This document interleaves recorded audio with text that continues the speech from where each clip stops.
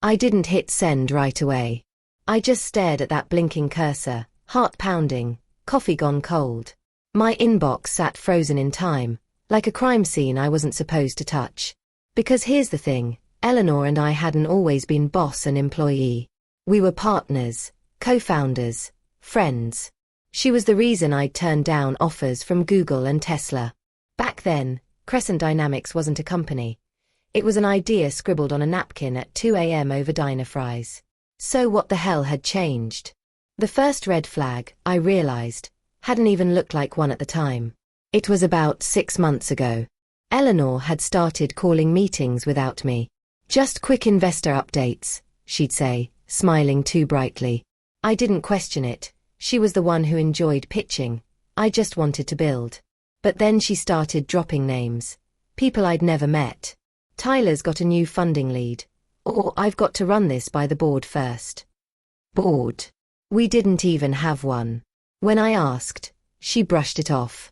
Just paperwork, Nate. Legal structure stuff. You wouldn't want to deal with this corporate nonsense. I wanted to believe her. She always had a way of saying things that made me feel small for even asking. Then came the favoritism. At first, it was subtle, extra praise in meetings for people who didn't deserve it, small digs at me when others were around. She'd joke, "Don't let Nate near the budget again. He'll spend it all on fancy GPUs." Everyone laughed. I did too. But when my equipment requests started getting denied while her brother Tyler approved brand new office chairs and $1,000 espresso machine, the humor wore off. I remember confronting her once, late at night. "Eleanor, are we still 50-50 partners here?" She didn't even look up from her phone. "Of course, Nate." "Why?" "Because the bank statements say otherwise." Her thumbs froze mid-text. Then she gave that little smirk, the one that used to charm investors but now felt razor-sharp. "Don't worry about that," she said. "Tyler's just restructuring some accounts to streamline taxes. You'll see your cut." I never did. The second red flag came wrapped in guilt. She started acting overly nice. Random coffees left on my desk. Compliments that felt rehearsed. "You're the heart of Crescent, Nate," she said once, resting her hand on my shoulder. "I couldn't do this without you." But later that same day, I overheard her in a call she thought I couldn't hear. Her office door was half closed, and my name slipped out in a hiss. "No, he doesn't know," she said. "Just keep it quiet until the transfer clears." I remember standing there, frozen in the hallway, pretending to scroll through my phone while her muffled voice sliced through the air. "Transfer? What transfer?" When I asked her about it later, she smiled like I'd imagined it. "You must have overheard the vendor issue, Nate. You worry too much." Maybe I did. Still, things felt off. People in the office started treating me differently. More cautious, more distant. When I asked one of the interns why she stopped sharing build updates, she stammered, "Oh, Eleanor said you were stepping back soon." Stepping back. By then, I was running on caffeine and paranoia. I started digging through old emails, backups, financial records, anything that could explain the cracks forming in our foundation. And that's when I noticed her digital fingerprints all over files that weren't hers. Contracts renamed. Logs deleted. My name removed from commit histories. Every discovery made my stomach twist tighter. Now, sitting in front of my termination email, the puzzle pieces rearranged themselves into something uglier. Maybe I'd been fired because I was too close to finding out what she'd done. Maybe Tyler wasn't the real threat. Maybe he was her shield. The screen's glow painted my reflection in pale blue. My face looked foreign, tired, unshaven, humiliated. I thought about all those late nights when she told me, "We're family, Nate. You can trust me." But families don't fire you by email. And they definitely don't hide secrets behind out-of-office replies. I didn't hit send yet. But I was getting closer. Because for the first time, I didn't just feel betrayed. I felt dangerous. It was nearly midnight when I finally pieced it together. The office network was locked, but I still had a few local backups. Eleanor had always teased me for being paranoid about redundancy. You and your copies of copies, she'd say. Turns out, my paranoia was the only thing she hadn't managed to delete. The files I found weren't code. They were contracts, drafts of sale agreements, dated weeks before my firing. Crescent Dynamics, acquisition summary. Buyer, Apex Systems. Authorized signatory, Eleanor Wexler. My name was nowhere on it. The company we'd built, the software I'd written line by line, was already sold, and she'd cashed out without telling me. I clicked deeper. Tyler's name appeared on the wire transfer confirmations. He'd set up consulting fees and tax adjustments through shell accounts. My 50% equity had been reclassified under different entity, Crescent Holdings, fully owned by Eleanor and Tyler Wexler. They hadn't just fired me. They'd erased me.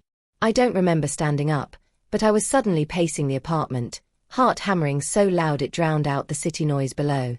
Rage came first, sharp and white-hot. I'd worked through birthdays, through food poisoning, through nights when the power went out and I coded by flashlight. For her. For us.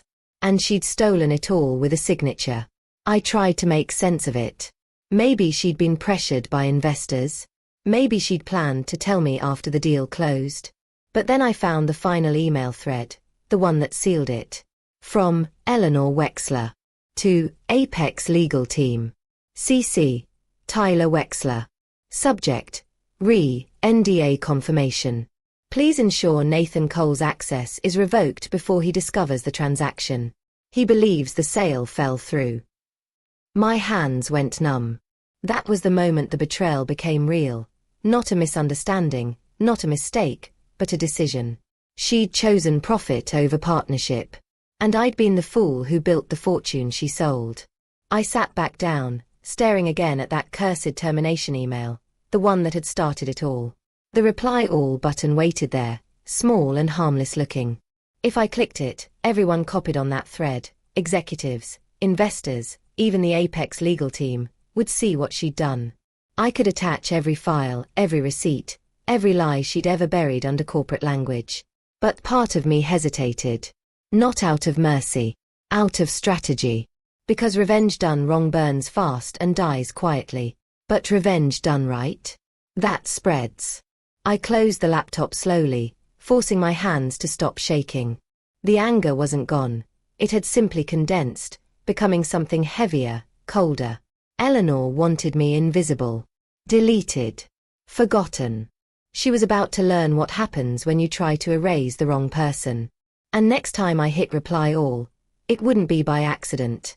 I didn't sleep that night. Every time I closed my eyes, I saw her signature, Eleanor's perfect cursive looping across those contracts like a knife carving through my name.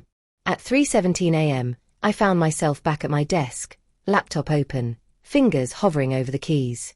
I wasn't sure what I was looking for anymore. Proof, closure, maybe a reason not to burn the entire company down. Instead, I found a photo. It was from Crescent's first office. Just me and Eleanor sitting cross-legged on the floor, pizza boxes everywhere, our prototype glowing on a tiny monitor between us. She'd captioned it from nothing to everything. We did this together. The timestamp hit me like a gut punch. Exactly 3 years ago to the day. Together, I whispered. The word tasted bitter now. That's when it clicked. I'd spent years believing I was building her dream with her. But I hadn't been building for her. I'd been building for myself, for the part of me that refused to quit even when everything else fell apart. The code, the sleepless nights, the vision, it was all mine. She could take the money, the title, even the name. But she couldn't rewrite who created Crescent's soul. And suddenly, the grief cracked open just enough for something else to crawl through. Not rage. Not pain. Resolve. I went for a walk before sunrise. The city was quiet, washed in that pale blue light that makes everything look clean again. My head finally stopped buzzing long enough for me to think clearly. Eleanor had erased me on paper. Fine. But she couldn't erase the truth. The commits, the timestamps, the Slack archives I'd exported months ago without even realizing how valuable they'd be. She'd always joked that I kept receipts. Turns out, I really had. That was the trigger, realizing I still had the power to prove every lie she'd told. She hadn't just underestimated me. She'd forgotten what I was capable of when cornered. I smiled, the first genuine smile in days. If she wanted a digital ghost, I'd give her one, just not the kind she expected. By the time the sun broke over the skyline, I'd already outlined a plan. I wouldn't just hit reply all in blind fury. I'd make it matter. I'd build the narrative, show the evidence, expose the fraud so thoroughly that no investor would touch her again. This wasn't just revenge anymore. It was reclamation. I wasn't the desperate ex-employee she'd tried to erase. I was the architect she'd betrayed. And the next move would be mine, clean, public, undeniable. As I closed my laptop that morning, one thought echoed louder than my heartbeat. She ended me with an email. I'd return the favor, with one of my own. The plan had to be surgical. Loud, messy fury would get me locked out, sued, or quietly buried. She'd spent months building legal scaffolding. I had to build proof that couldn't be ignored. I copied the contracts, wire confirmations, and the Apex correspondence to an external drive and 3 cloud accounts she didn't control. I pulled commit logs, Slack exports, timestamped build artifacts, anything that showed who wrote what and when. For good measure, I archived the old backups I'd kept on thumb drives in my apartment and one in a safety deposit box. Every file had a date. Every date told a story she couldn't rewrite. I emailed the archive to a lawyer I trusted from a previous startup. No client relationship yet, just a name who once returned a favor. I asked for a letter acknowledging receipt and timestamping the materials. If push came to shove, I wanted a paper trail that started outside of my hacked-together backups. Tyler's shell accounts were sloppy but not stupid. They'd funneled money through 2 intermediaries, Crescent Holdings and a Cayman consulting firm. I couldn't reach the banks, but I could prove the transfer's existence. Screenshots, invoices, and the thin, telltale metadata they'd left in contract PDFs. I compiled a clean timeline, who signed when my equity was reclassified, and the email instructing Apex to revoke my access. This was the cruelest part, and the most necessary. If Eleanor felt cornered before the acquisition closed, she'd tighten the screws. If she thought she'd already won, she'd celebrate. I needed her confidence intact, so I never burned bridges in public. Instead, I crafted a quiet prod, an innocuous-looking compliance inquiry sent from a fake regulator address, a carefully worded formality, that would land in Tyler's inbox and demand confirmation of the recent consultant disbursements. The hope was predictable human error. Tyler would respond quickly, and in doing so, he'd admit traces that matched my files. Once Tyler and Eleanor made a flinch, an email reply, a forwarded invoice, I would be ready. I created 2 versions of the same message, one scheduled to send to the small list on the original termination thread, executives, investors, Apex contacts, and a second, broader package for a reporter I'd briefed off the record. The first would be surgical, contracts, dates, and the single line that would ruin the narrative Eleanor had built for herself. The second would be the megaphone, public accountability if corporate law tried to smother the story. All of this had to happen before the closing call in 48 hours. The meeting where Apex would announce the final transfer and, in their press release, make Eleanor look like a visionary founder. That deadline beat at my skull like a metronome. Eleanor still looked immaculate in investor photos.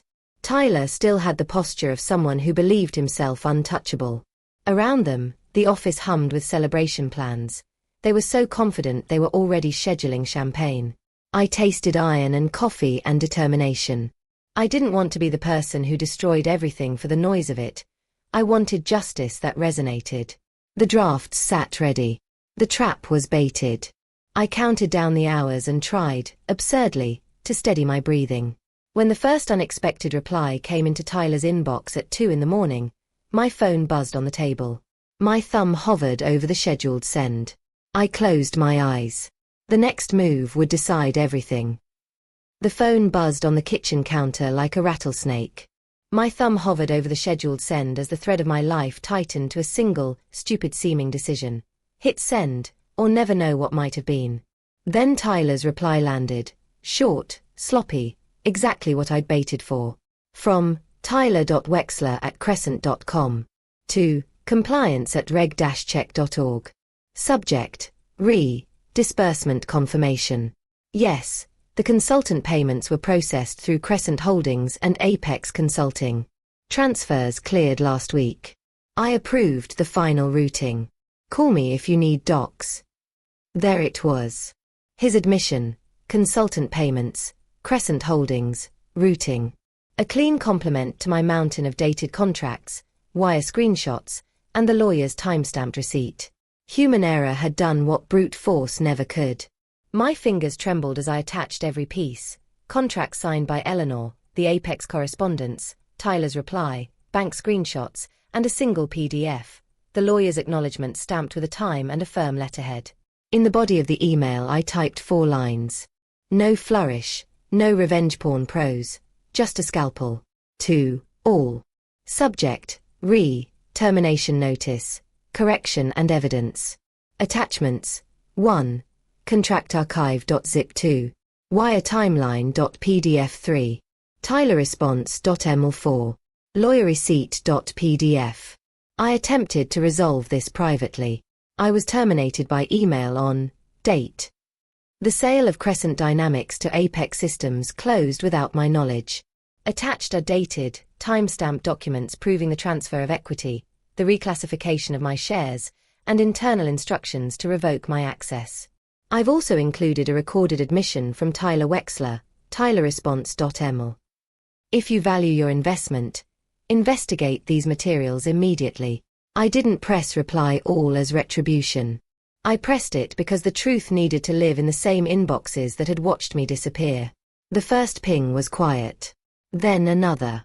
Then an avalanche, investors, legal counsel, Apex Legal, board members. My laptop sounded like a bell tower. I watched the thread bloom. A senior investor wrote, "We need an emergency call now." Apex Legal replied within minutes, "Hold all transfers. We're initiating an internal review." The champagne party planning calendar disappeared from the company Slack. In the office video feed someone muted the celebration playlist. Eleanor's out-of-office avatar blinked into life and then vanished. I took the bus to Crescent because I couldn't sit still. The lobby smelled like lemon cleaner and old money. People clustered in circles, faces pale, mouths moving. I caught Eleanor in the glass of the conference room, her posture the same, but the smile gone. She mouthed something to Tyler. He looked like a man who'd swallowed glass. Security blocked the boardroom door and 2 lawyers moved between them and the press arriving at the front desk. A woman with a notebook, my reporter, approached me with a look that was part triumph, part sympathy. "You did it," she said. "Got everything." Outside, an Apex van idled. Counsel stepped out, phones in hand. I could see the headlines forming in the way investors spoke, calm dissolving into fury. A single phrase kept echoing across phones and Slack channels, material misrepresentation. By the time the cameras turned to the building, the deal was on ice. Tyler's accounts flagged. The board convened an emergency shareholder meeting. Eleanor's phone stopped answering. I'd wanted to burn her down. Instead the world did the work. The law, slow, clumsy, relentless, began to press down. There would be subpoenas, injunctions, lawyers with perfect shoes and empty smiles. There would be courtrooms and press cycles and reputations ground to dust. I'd lit the fuse. Now the apparatus of consequence took over. Standing on the sidewalk as the first helicopters passed, I felt something shift, not victory in the way movies promise, but a cold, clean relief. I hadn't lost because they'd stolen my job. I'd reclaimed the truth. Eleanor had ended me with an email. I ended her with one back. It never felt like an ending so much as a clearing of air. The weeks after the reveal unfolded like a legal thriller.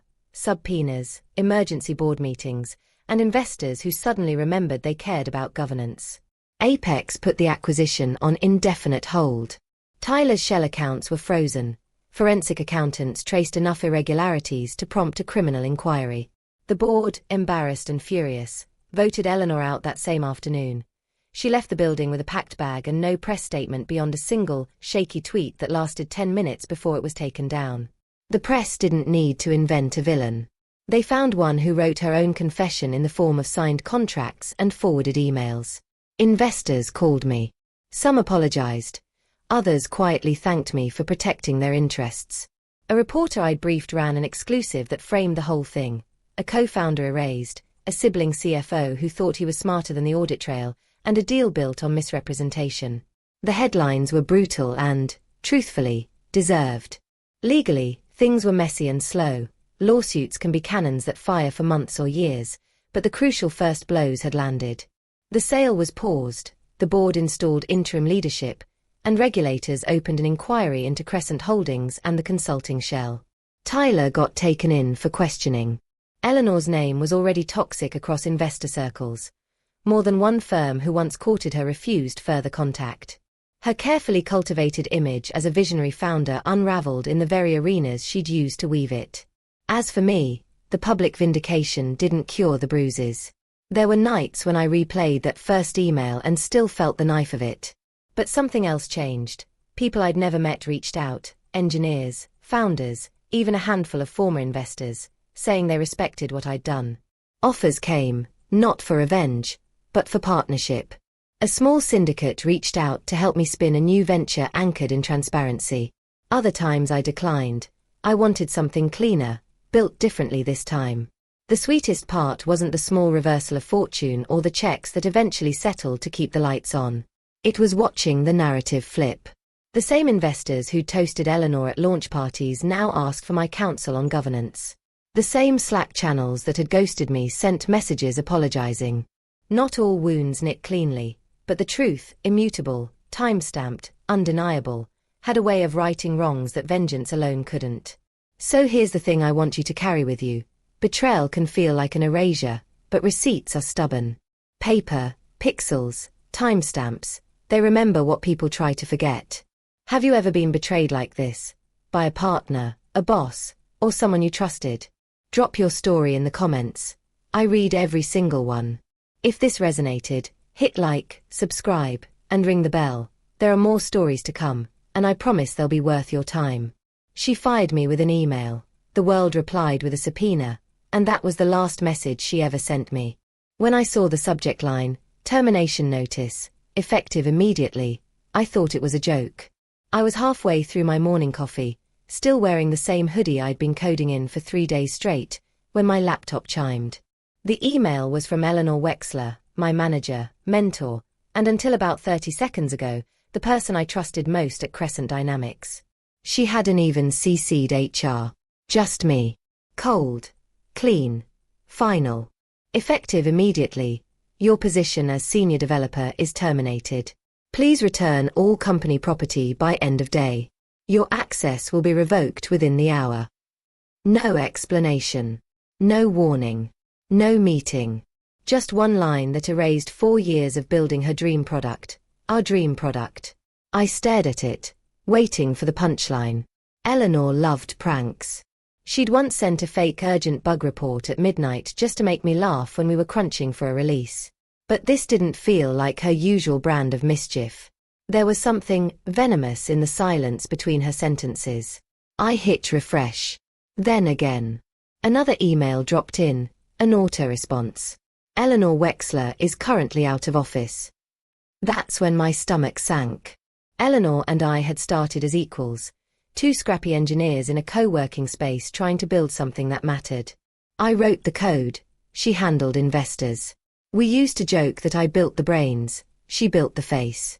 Together, we turned Crescent from a side project into a $50 million startup. And now, apparently, I was disposable. The betrayal didn't even make sense. Just last week she told me, "You'll have equity for life, Nate.